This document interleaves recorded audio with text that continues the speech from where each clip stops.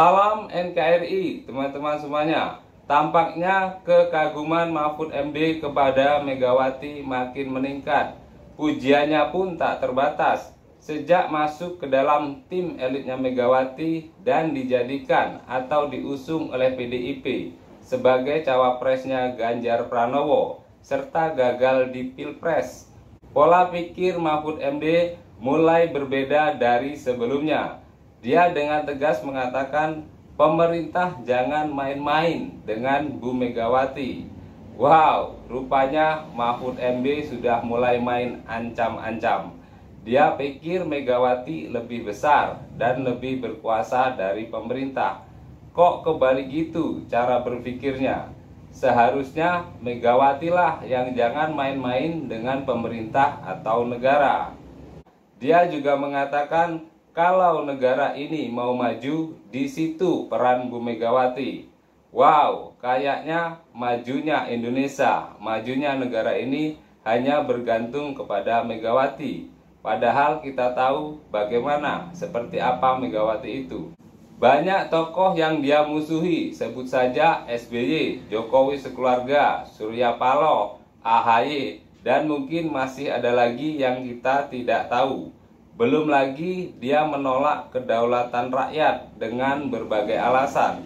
Rakyat yang telah memberikan suaranya untuk memilih dan menentukan pemimpinnya. Untuk mengidentifikasi persoalan bangsa kita itu, ada Bu Mega punya pertemuan yang dirutinkan sekarang. Anggotanya tuh 10 ya. Ya Bu Mega sendiri, lalu dari PDIP itu ada Pak Hasto, ada Pak Andi Wijayanto, saya, Mas Ganjar, lalu ada mantan Wapres, ada mantan menteri, ada macam lah, pokoknya 10.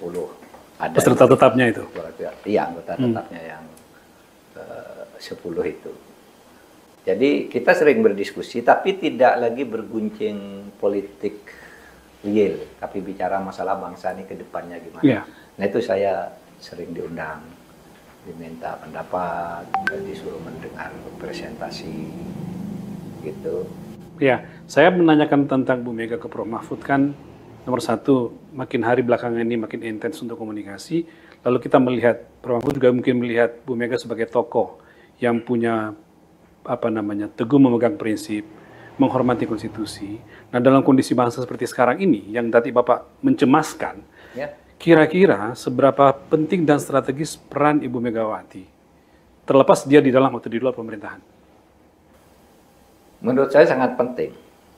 Bu Megawati itu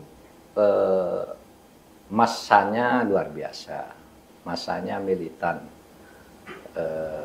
tunduk dan patuh tegak lurus kepada Bu Megawati, gitu ya. Sehingga pemerintah tidak boleh main-main gitu.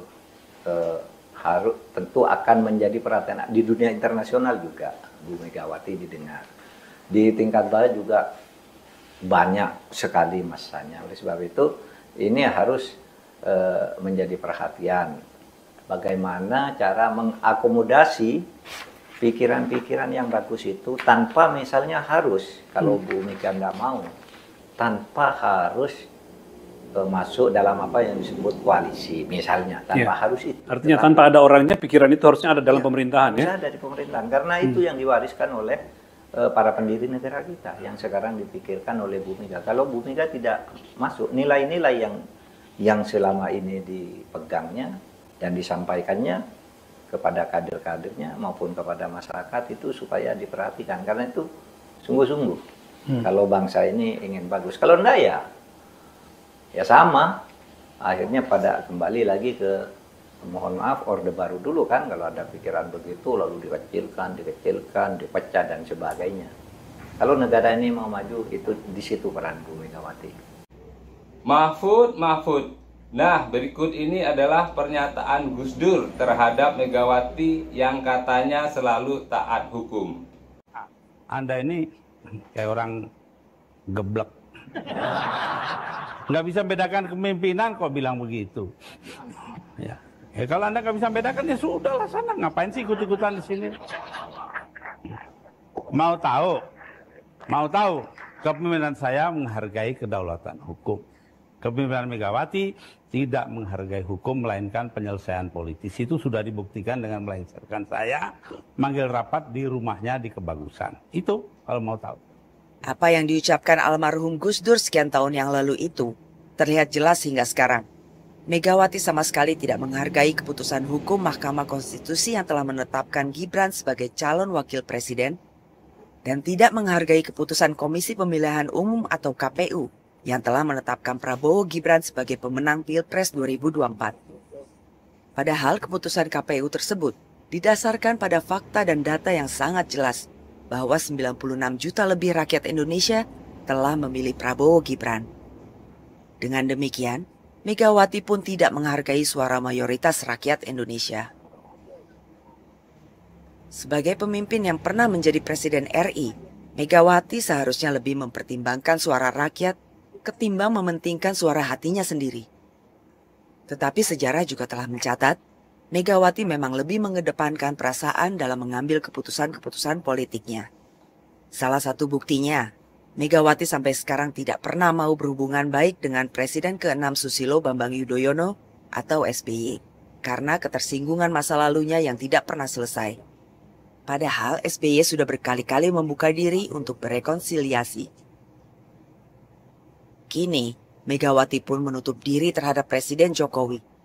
Ketersinggungannya atas sikap Jokowi yang menjauh darinya, dibalasnya dengan berusaha mendelegitimasi Jokowi melalui berbagai cara, termasuk mencoba mempengaruhi Majelis Hakim Mahkamah Konstitusi agar membatalkan hasil Pilpres karena salah satu pemenangnya adalah Gibran Rakabuming Raka putra Jokowi.